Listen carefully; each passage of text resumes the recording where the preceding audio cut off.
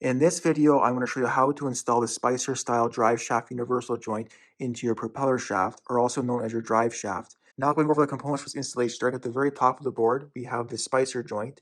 This joint does come with clips and a new zerk when purchased at your local cheap hardware store. Also going to need a 5/16" wrench to tighten our zerk into our Spicer. We're also going to need a 3/4" socket. This socket will allow us to tap in our Spicer joint into the drive shaft, into this hole where my finger points.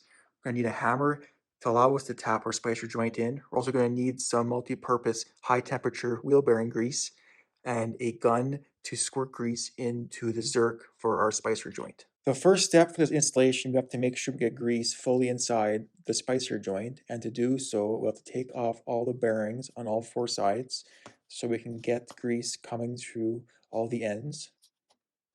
Now install the zerk into the Spicer joint and use the 5/16" wrench to tighten. Attach the grease gun to the zerk, and that will allow us to pump grease throughout the inside of the Spicer joint. Just giving it a few squirts. With grease coming out all four ends, we know that the Spicer joint is fully primed with grease, and now we can install our bearings back on. It's all cleaned up with the excess that came out all four sides. The next step is to take off the zerk so the zerk does not break when installing the Spicer joint into the drive shaft. I would also apply more wheel and bearing grease to each of the bearings, so there's a good coat of grease in each of these bearings. Next, apply some more wheel bearing grease to the outside where the bearings will ride on all four ends. Bringing you back down to the drive shaft, we have to make sure we position our Spicer joint in the correct position before it's installed into the drive shaft. You want to make sure your zerk is facing inwards towards the drive shaft, as it will make it a lot easier to grease when your drive shaft is in place in your Jeep. I'm going to have the Spicer joint orientated this way with your zerk facing inwards towards the drive shaft. So when we stand it up as so, the zerk is facing inwards, and the zerk is actually on the same side as the other side. Just personal preference, I like to have all the zerks on the same side, so it's easier to find when greasing.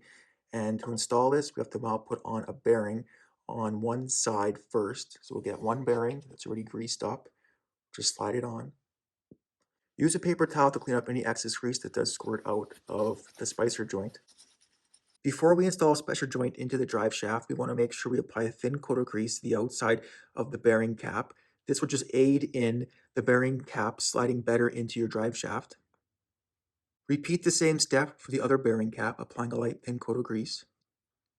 Also apply a thin coat of grease to the inside where your bearing caps will ride. Now is the fun part to install the Spicer joint. We'll make sure we have the zerk facing upwards and pointing inwards towards the drive shaft.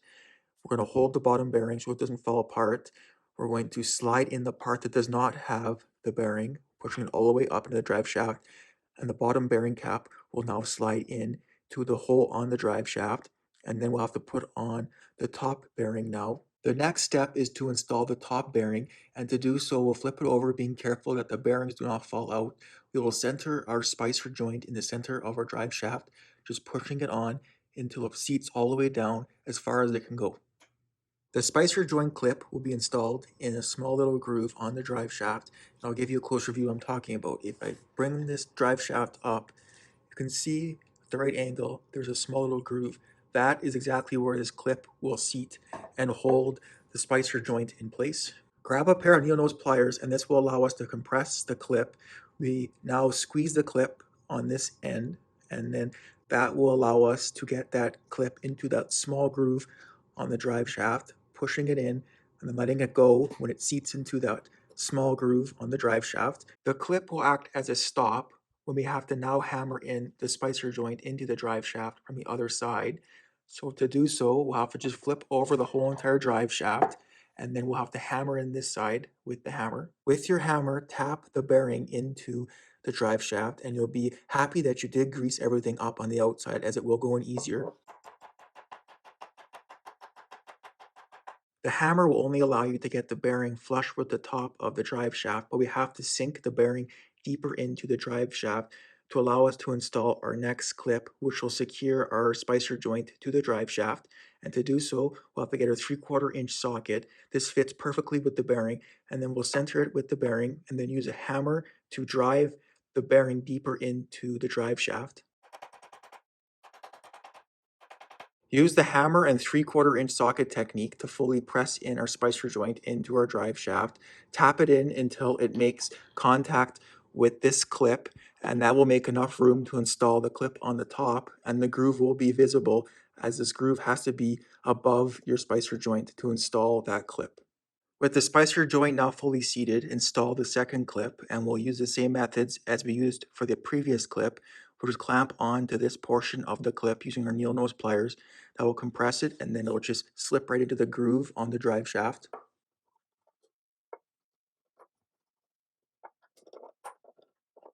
Ensure that clip does clip into that groove, and it'll kind of just snap in, and you'll definitely feel it when it goes in.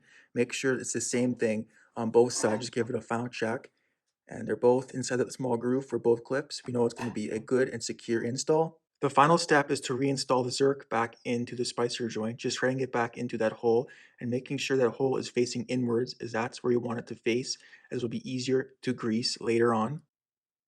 Use your 5/16 inch wrench to fully tighten. Finally, install the last two bearings onto the spicer joint, just pressing them on either side, as so. They'll just slide right on when everything's nicely greased. These bearing cups will actually ride onto U-bolts that will actually hold on to the yokes, either on your differential or onto your transfer case, and this is your rear drive shaft. So this end will connect directly to the rear Dana 41 axle yoke, and the front will actually connect directly to the transfer case.